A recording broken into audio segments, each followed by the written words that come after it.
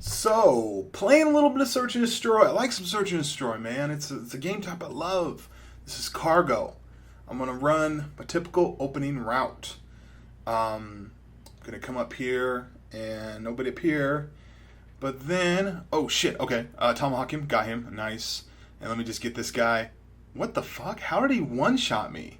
That's crazy. Let's look at that in slow-mo from theater mode, alright? So I'm going to cook a tomahawk, nobody up here. Sometimes there's people that like to rush up there if they have lightweight and extreme conditioning. So I'm going to come up here, and in a split second, I'm going to realize what the situation is. There's that guy right there, but there's also his little riot shield friend, his little yin to his yang right there. So let's try to take care of both of them. Tomahawk that guy, sweet. Back up a little bit in case that dude wanted to shoot me. Reassess the situation, hold my breath. Go on down, run down the stairs. As I run down the stairs, let's shoot him with a ballistic knife. Bam, nothing. Shield protected him. I'm going to knife over him. And he one-shotted me. What the hell? That's crazy, and I just like that shot. So what the fuck happened? That's, like, I had to go back in the theater mode, and I had to look at it, and that's what I saw. And then I watched this kill cam, and the tomahawk bounces off his butt buddy's riot shield into my face. What?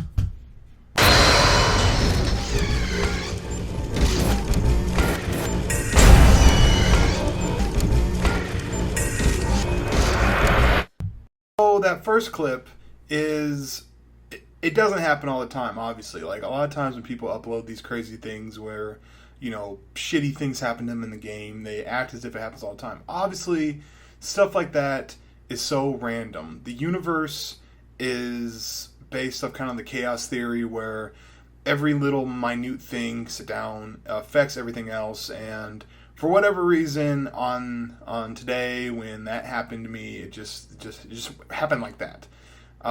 Call of Duty in the world is so random that if you try to sit there and decipher why something like that were to happen to you, you're gonna go crazy. You're gonna go mad. Call of Duty makes you insane because when I play Call of Duty, I literally do the same thing every time, and I expect a different result.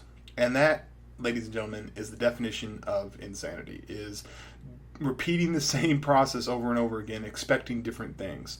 When really the variable is that there's too many variables. There's too many weird, odd things that happen in this world to kind of predict it. The best thing you can do is just to kind of hold your head up and know what you're doing is right, and hopefully in some fairy tale world, things sit down. Things will just magically work out. But I know that's not how it actually works, but I do kind of believe in a karma, per se, which is, fuck you. I believe that guy should choke on karma's dick.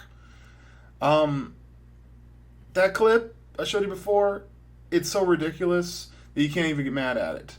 And I am not going to lie to you. Sometimes I do get agitated at this game, but I think I need to remember clips like that.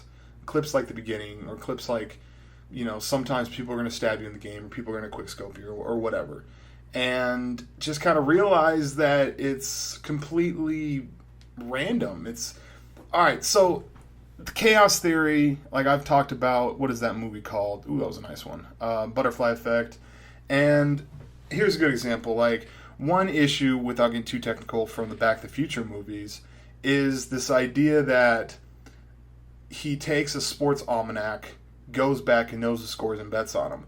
You may be able to do that once, but the world is such a clusterfuck and such a byproduct of what we've done before that if a person were to bet on a sports game, if you were to do one thing differently, it's going to completely change the whole outcome of everything else. So let's say you are a football player and you are aware of some guy who has a sports almanac, and he goes, and you're like, okay, I understand about that. Maybe I could bet some money. Maybe I could do something.